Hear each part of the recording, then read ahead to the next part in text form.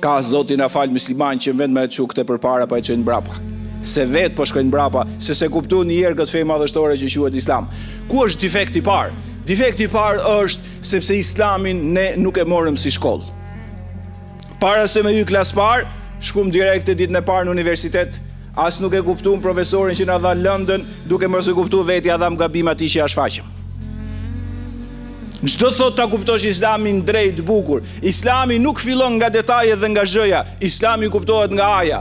13 vjet profeti Muhammed a.s. Mekë i mësoi njerëzve thelbin e besimit, besimi i pastër ke i madhi Zot. Kurse ti jo për 13 vjet, për 13 ditë ta shpjegojnë gjithë Islamin dhe ti bëhesh kaotik në të. Të fillon nga fillimi Zoti një dhe gjithë haramet dhe hallalet ti përmbledh për 13 ditë. Profeti besimin ke Zoti e rënjosi kishte nevojë për 13 vjet. Besimi thellë që malet se lëkundin më, po e more për 13 ditë dhe i ere shpejt të rrezon për tokë.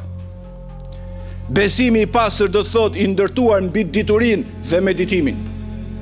Besimi i pastër do të thotë i ndërtuar mbi diturinë dhe meditimin. Dituria e ndërtuar mbi leximin, dëgjimin e ligjëratave dhe çdo gjë shkencore dhe të bukur që është në rrezullin toksor. Meditim do të thotë që her pas here ti rifreskon diturinë që ke dhe mediton në raport me krijimet e qejve dhe tokës. Ky është besim si malet. Nuk e rrezon këtë asgjë më. Kjo futet në shpirt dhe kthehet në lumturi. Kjo futet në shpirt dhe kthehet në dashuri. Kjo futet në shpirt dhe është i ëmbëlsimi mjalti. Ai 13 ditëshit, i 13 orëve me kuptuar gjithë Islamin, nga aja këzhëja nuk dihet se si e more. Ky nuk shijon, mbesim këtu ku jemi. Mbasi Kurani famlar dhe profeti për 13 vjet shpjegun besimin ke Zoti, e dyta që shpjegun është ç'përfitohet me Islam dhe sqarun qartë Zoti i gjithësisë dhe profeti i tij dashur Muhamedi a.s. që po ishe musliman dhe muslimane e mirë, besimtar dhe besimtare e mençur, fiton të mirat e kësaj bote dhe të mirat e botës tjetër, i largohesh të këqijave të kësaj botës që shkatrojnë dhe të këqijave që do të ndodhin njerëzimit atyre që kanë qenë kriminal në botën tjetër.